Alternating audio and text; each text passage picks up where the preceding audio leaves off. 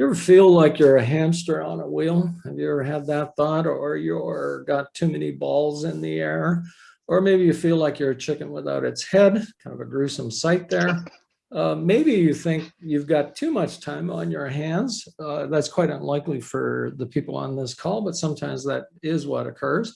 Or we sometimes think we're playing whack-a-mole. You know, the arcade game, you can see there's a mole, a fictitious or kind of a mole pops out of this hole, and we just whack the next thing that's coming up. We just indiscriminately just have a to-do list that's never ending. That we just knock them off one at a time.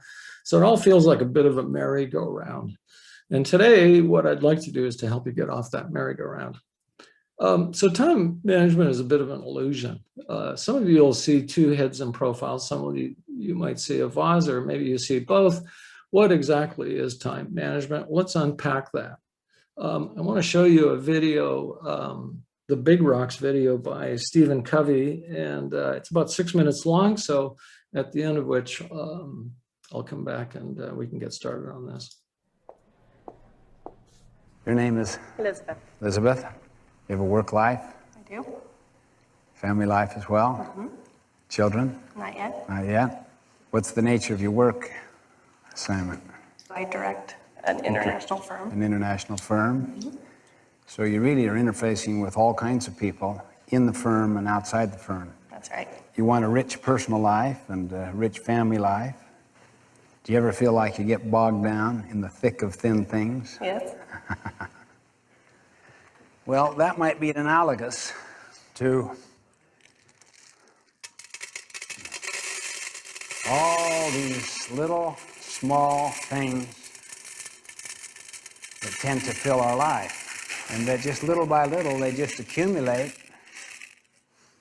Now, your job, you can't go above this, is to get all those large rocks in the jar. Good luck.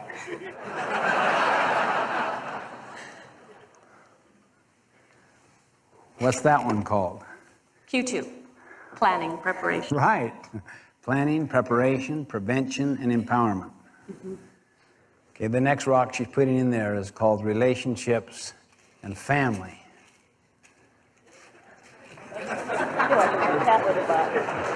We didn't look at that third rock you put in there. That's employment, some key employment issue, and then you put major projects here. I can't get it above there. I haven't worked it yet. Oh, yeah, that's right. Is that fair? Yeah, that's fair. That's called service, community, church.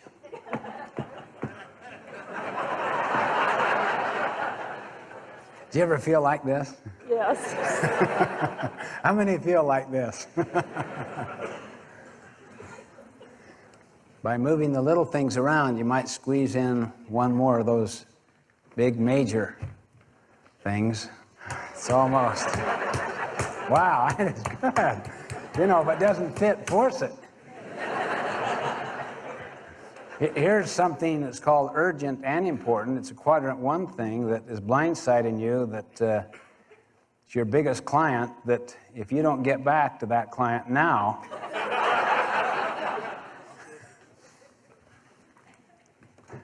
you've given up your vacation. And you have no special block of time just for yourself. I'll tell you what you can do if you want to. What's that? You can take a whole different approach. You have a totally fresh bowl. You can work out of a different paradigm altogether. Well, then I'd rather put these in the bottom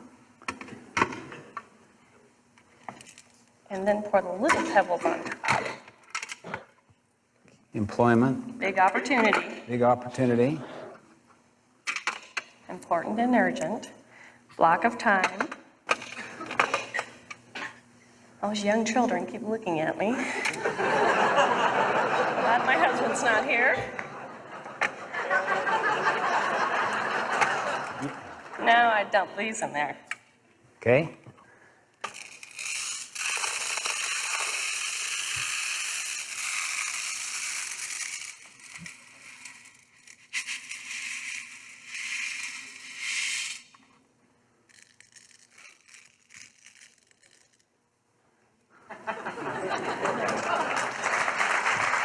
great.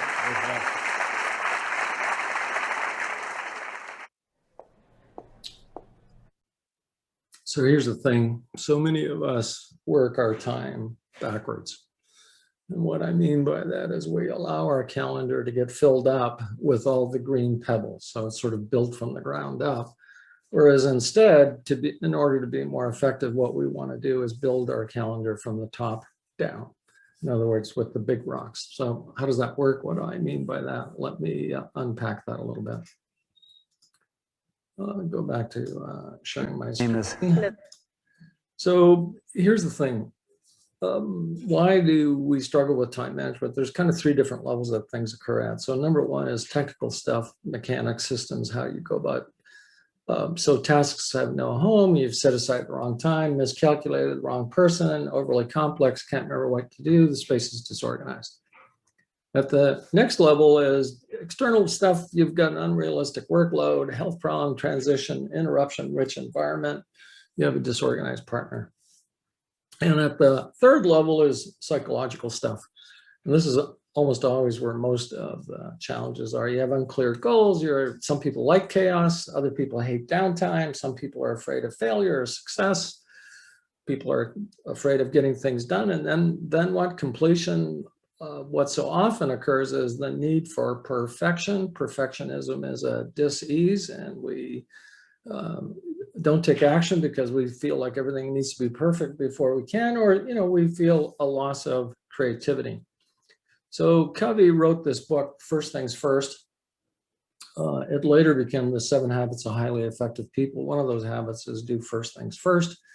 And in it, he has this metaphor where he talks about the clock of scheduling and the compass of purpose and values.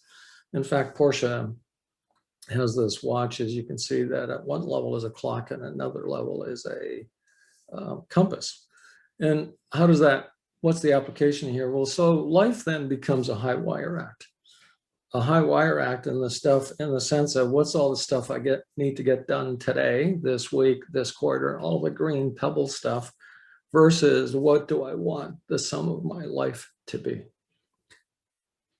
What do I want before I retire? What's my career, this business, the next 5 years? And so more often than not, we get so caught up in the things today, this week, that we don't have, which often doesn't add up to very much in terms of what we expect out of our lives or what we want to have for our lives. So how do we do that? How do we balance or come at a better arrangement for that? So Covey talks about the 4 quadrants. Important, not important, urgent versus non-urgent. And the first of the quadrants, quadrant 1, is all the stuff, the green pebble stuff, typically crisis, deadlines, emergencies, to-do lists. Focus is this is the big picture stuff, what do I want my life to look like? Relationships, practice, values, preparation, planning, etc. Avoid all the interruptions, unimportant, unnecessary, irrelevant. We'll talk about what that might mean.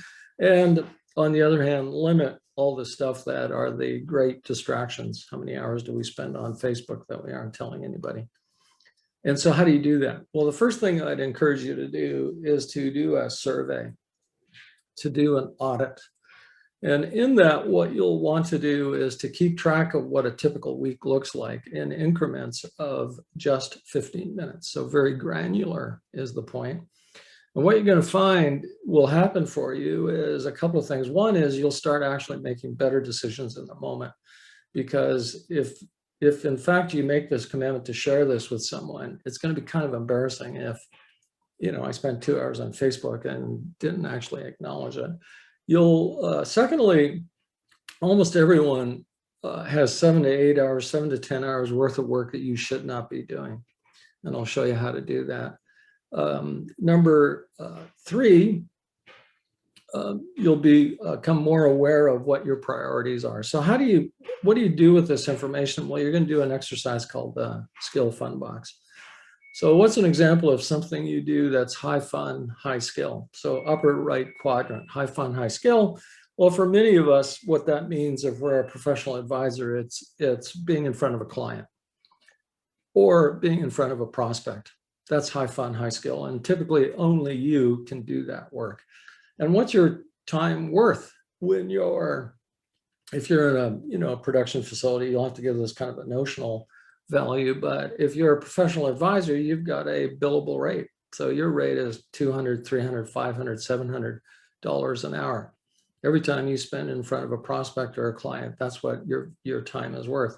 If you go back and pull off all of the stuff here that is work that is low skill, low fun, you'll find that there's 7 to 8 hours worth of work you're going to deem low skill, low fun. And here's the paradox. There's somebody in the marketplace who will do that work for you. On Upwork, overseas, there's lots of people that do this work for $10 an hour. And here's the thing, they'll do a better job than you do. You know why? Because this is the work you hate doing. This is the work that every time you think about it, you go, crap, I got to do this. And you do it, but begrudgingly. And so instead, why not find a way to get this off your plate, get it to someone who will do a better job of it, either in your own firm, in your own business, or one of the freelancers, of which there's lots and lots. And you might say, well, gee, I'm working 50 hours a week or 70 hours a week. Well, you can get 10 of them off your plate almost immediately. And what you do with that time, even if you were to get one more hour in front of a client, you've just given yourself a $500 budget to get all of this stuff off your plate, or you're going to get some of your life back. You can go to your kid's hockey game or whatever it is that you'd care to do, go to a golf game. So what is time management? How do you apply this idea of what are the big rocks? So the first thing you have to identify is what results matter to you most. What are specifically your big rocks? You got to name and label them. Secondly, what do you got to do to get those results? Number three, of course, then you've got to ask yourself is how much of those activity, how much time does each of those things take? And then you got to book time.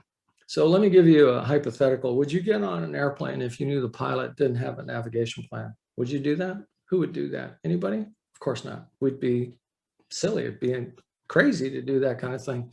So then let me ask you, who is spending their week without a map of how they're going to use their time against the priorities that they've established for themselves? If you don't, well, then in the same way you wouldn't get on that airplane, then why are you spending your week in a way that doesn't match up with your priorities? And how do you do that? You do that with a thing called a default diary. So this is mocked up for someone who's got a professional firm, a coach. And what a coach wants more than anything else is the time on Wednesday afternoon coaching a client. This is when they're getting paid. This is high fun, high skill. The next most important thing a coach wants is a time in front of a prospect. So in this context, that's a CCS complementary coaching session, and this person is prescribed 1, 2, 3, 4, 5, 6, 7 that he has allocated or she's allocated and created space for next week. And the job this client wants to do, this person wants to do, is to have all 7 of those spaces occupied with a name for next week. That's the most important, second most important result a coach or a professional advisor wants to do, is to convert those complimentary coaching sessions or meetings with a client and convert them into another client. And then what do you need to do after that? Well, everything else you see is all the work that's necessary. And the second or third most important time is time on the phone to phone, because that's what it is the best way for you to get people into the CCS. Now, this is again mocked up for a coach. It's obviously the thing I know best. But the principle is universal. This principle applies to you and your business. What's the thing that is most important to you? How do you get that? And then how do you allocate your time? So that's how you spend your time. And you can see the rest of everything else that you see on this is largely the work that it takes to do the marketing and or to do the overhead or administration of the business. When I first started with the default diary, it felt I felt like I was in a straitjacket. It felt robotic. It felt like, oh man, I hate it. I'm just kind of walking through this in a sleepwalking kind of way. And then as I worked with the default diary, I found out there's a paradox. It's actually liberating. It frees you. And why? Because I no longer was worried about dropping all the balls. Have I got all the balls in the air? Am I losing track of which balls I should be? You know how good your brain is at keeping balls in the air? It's really bad. Our brains aren't designed that way. Our brains are really good at creativity and problem solving. But that stress you feel when you got too many balls in the air is because your brain's not very good at it. And so simply mapping out all of those balls against a default diary will immediately put you at ease. Why? Because I knew I started on Monday. By the time I got to Friday, there was space for everything that I had to get done. I wasn't worrying about could I get it done, because there was a space. It was going to happen because there was an allocation of time. I didn't have any time to waste because there just simply wasn't any time. I wasn't worried about the balls I dropped because I deliberately, proactively decided they were not as important as the balls that I was going to keep in the air. So a default diary has a reverse or perverse effect of actually making you more comfortable with the work you're doing, with diminishing the stress that you feel, anxiety, anxiousness that you might feel. So instead of making you feel like a robot, it actually liberated me. So Steve Jobs put it this way: people think focus means saying yes to the thing you got to focus on, but that's not what it means at all. It means saying no to 100 good things that are out there. So let me tease you a little bit. If you have 150 priorities, how many priorities do you have? None. That's the paradox. So here's the thing: you got to decide which 3 things, which 4 things are most important to you. And then you have to be comfortable with saying no to everything else. It's really hard to do. Most of us on the call are entrepreneurs. We're hardwired to see silver pennies everywhere. They're an illusion. Pennies are copper. They're not silver. And the silver pennies often are more exciting because they're fresh, they're innovative, they capture our imagination, and yet they're a distraction. And so people think focus is saying yes. It's not. It's what you have to say no to. So here's the thing: you equal your calendar, and calendars never lie. And what that means is if you're happy with the results that you're getting out of the time you spend at work, then fantastic, congratulations. If you're not, then by de facto, what that means is that your calendar doesn't match up to your priorities. You're not spending your time in a way that produces the outcomes that you're looking for. And it's that conflict that we often feel that gets in the way of the results that we're looking for. So focus first on the compass and then on the clock. So a couple of things, if you want some takeaways from our time together today, some things that you could put into place immediately. So number one, if there's nothing else that you do, the 2 most important things about time management is, number one, spend about 20 minutes before the week starts. Typically for us, that's going to be on a Sunday. And what you want to rationalize then is, what are the things that I have to get done this week? What are the things that are on my quarterly plan, my annual plan, and my lifelong plan, and rationalize those 2 ends of the balancing beam for the week. It takes about 20 minutes to do that. And then the second most important thing that you can do is to spend 10 minutes, the last 10 minutes of your workday, making your plan for tomorrow. So you pull out your default diary, you pull out your list of to-dos, and you rationalize those for tomorrow. There are 3 reasons to do that, 4, I think. So number one, do it at the end of the day while the day's still fresh for you, while you still have a fresh memory of everything that needs to be done. Number 2 is our brain subconsciously be working the list while we sleep. So you will be sleeping, by the way, because you won't have any anxiety, because your list, the balls, have now got a place on a piece of paper, and that'll immediately make you more comfortable. And so often when you wake up in the morning, your mind, your subconscious has been working that list, and you'll have some insights, some ahas, some creative ideas. You know why so many good ideas occur in the shower?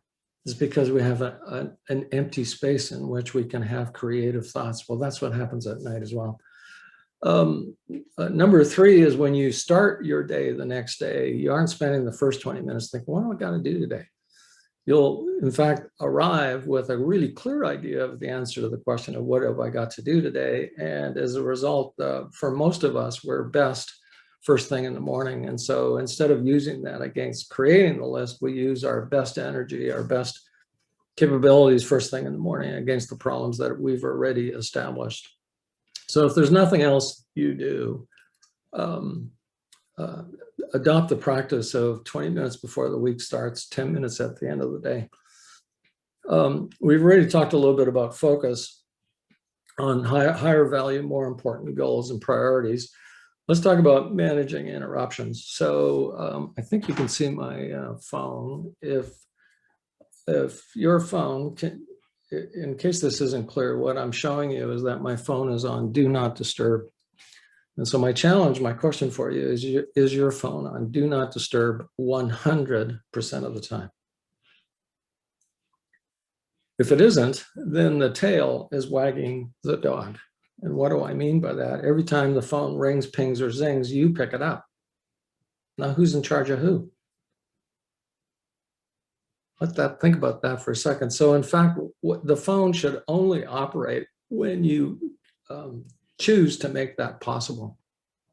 And so what that means is in my case, there's only 2 ways my phone can ring. Hopefully, ironically, that won't happen in the next few minutes. So Jennifer, my wife, can make it ring because you can configure an iPhone. I presume you can do this with an Android as well, as you can emergency bypass even under Do Not Disturb. But Jennifer knows that I will pick up the phone even in the middle of this, but she knows that the only reason to phone me is because there's a fire truck at the door, in which case I'd want to know about it. But apart from that, don't call. And the only other way is that I live in a building where I have to let in the couriers, and it takes 20 seconds to buzz them in, and it's kind of annoying and a pain in the ass to have to go to the UPS or the post office otherwise to go get the mail. Maybe you live in an interruption-rich environment where you feel you need to be available, to your colleagues or to your clients. And if that's the case, again, you have delegated the authority or delegated the ability to manage your time to all the people around you except yourself. So if there's a way that you want to avoid that, Tony Robbins says that we're best when we chunk our time into 2-hour blocks. So we take 2 hours at a time and apply ourselves against a specific project or some piece of work or deep work that we're doing. Every time that we take an interruption, we lose it takes about 20 minutes to get back to the same level of focus as you had before you took the interruption. So if you, in a 2-hour span, responded to a phone call or to a text or someone walking into your office and disrupting you, if you let that happen 3 times in a row, you've lost about half of that productivity. So in fact, you control the boundary of how you give people access to your time and or your focus and attention. And so what I encourage you to do if you're in an environment where you need to be responsive is to adopt the practice of taking 30 minutes at 8, 10, noon, 2, and 4, 8, 10, noon, 2, and 4. Take 30 minutes to triage all of what's happened in the previous period. So you've gotten some emails, you've gotten some phone calls, you've gotten some texts, Facebook messages. So take the first 5 or so minutes of that triage to determine 10 things have happened, 3 really matter, 5 aren't all that relevant, and I can get the 3 done, take care of the email, return the phone call, etc., and do that in the next 30 minutes. And that's all the time you take. Whatever doesn't get done in 30 minutes gets set aside. You've been responsive. You're able to, the person on the other end of the decision, whatever it is, gets a response from you. And now you've given yourself permission. You've given yourself 90 minutes to apply yourself against anything that really matters for you, writing the proposal, meeting a client, etc. Sometimes realtors, if you're a realtor or business broker, where you're working with someone and the other end of the deal, there's another broker, and you feel like you need to be more accessible. And if that's the case, then have an outgoing message that says, hey, I return all calls at 1/4 I'll return your call at the next available time. So right now it's 9:27. They're going to get a phone call in 17 minutes. That's really being available. That's responsible. The most people that ever wait is 45 minutes. So if you feel like you need to be more available, and some mortgage brokers, some businesses are like that, if that's the case, then adopt that practice. Otherwise, for the rest of us, you can operate in a world where you take 5 occasions, 8, 10, noon, 2, and 4, 30 minutes each, triage what's going on, and then give yourselves 90 minutes of freedom. And now you've created the space where you can get all of the major tasks done. And it's another way where in each of those 90 minutes, you can think of your default diary that all of the things that matter to you for the week or will get assigned to one of those 90-minute blocks.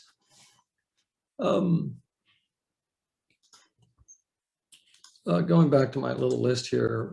So learn that you, in fact, are the master of your time. You master or limit the amount of availability to so that you're free to spend your time in a way that isn't being subjected all the time to people walking by your door and saying, hey, got a minute. We've already talked about the skill fund box. Delegate all lower value tasks to that can be done by someone at a lower income or a salary. So my VA is Noemi. She's fantastic.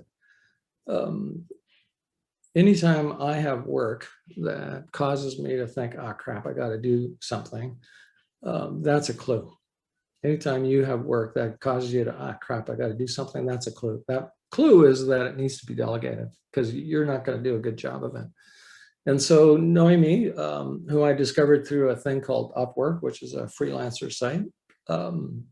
If you're interested in learning how to use Upwork, go to timewithjohn.com, timewithjohn.com. I'm happy to walk you through how to use Upwork to find the people that can help you.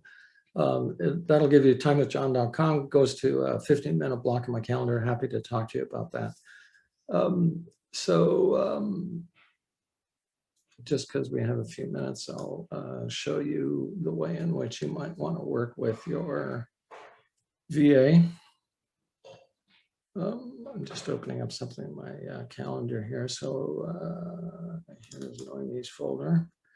So Noemi taught me something that is extremely valuable.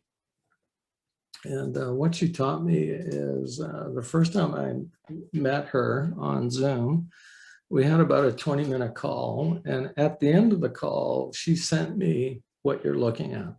She sent me the SOP, the standard operating procedure. She laid out for me her understanding of exactly what I'd asked her to do. So let me show you an example of something like that. So rocket launch invitation. So I do 2 group coaching sessions, 2 new ones each month called rocket launch.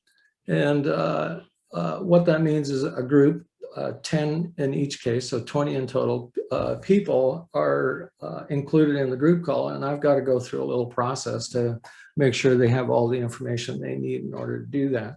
So what does that look like? New rocket launch batches. So Noemi goes into my inbox. She finds the email, which is the introduction from the person that's put the group together.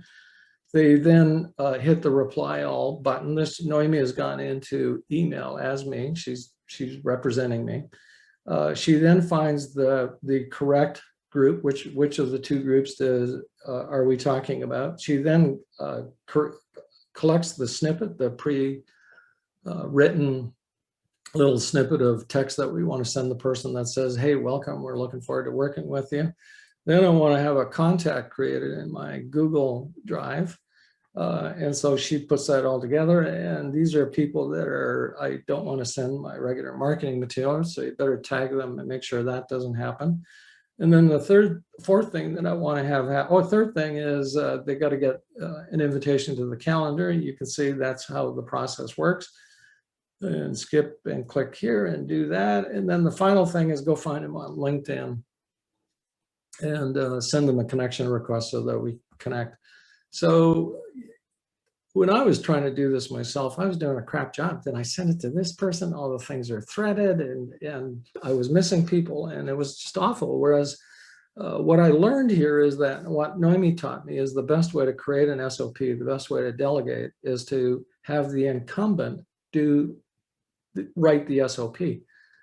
You do the explanation, they do the description of it, and lay it all out in the way that I've just shown you, because then it effectively says she has a perfect understanding of what I'm asking her to do, because she's just laid it out. And it's so well done.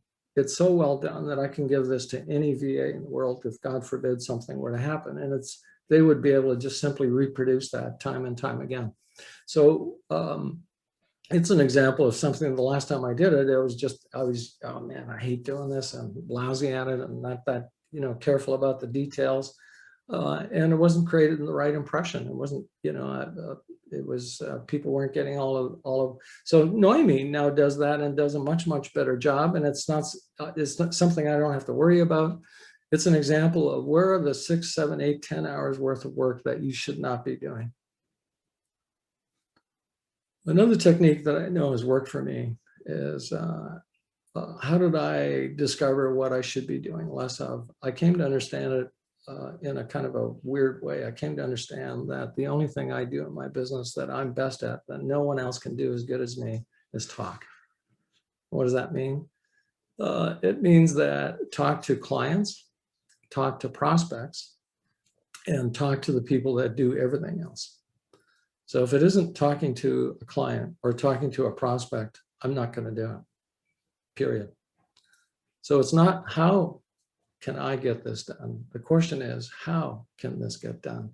How do I build a team around me that allows all of what needs to be done in the business to get done, often in ways that's better than I would do personally, and still support or allow me to focus on the things that matter most, that produce the results that matter most. So I had this insight. One last bit of story here, and then we'll see if there's any chat or questions. I have this insight because in January of 2018, I made some goals that year that were about achieving certain levels of revenue. And I made the shift that I'm describing to you guys. I made the shift away from thinking of myself as a solopreneur, kind of a guy doing his own thing, to I'm going to run a business. I'm going to have a professional practice. I'm going to focus on the things I do best, and others are going to do everything else. And the result of that in 2018 is my revenue grew by 70%. It grew by another 60% in 2019.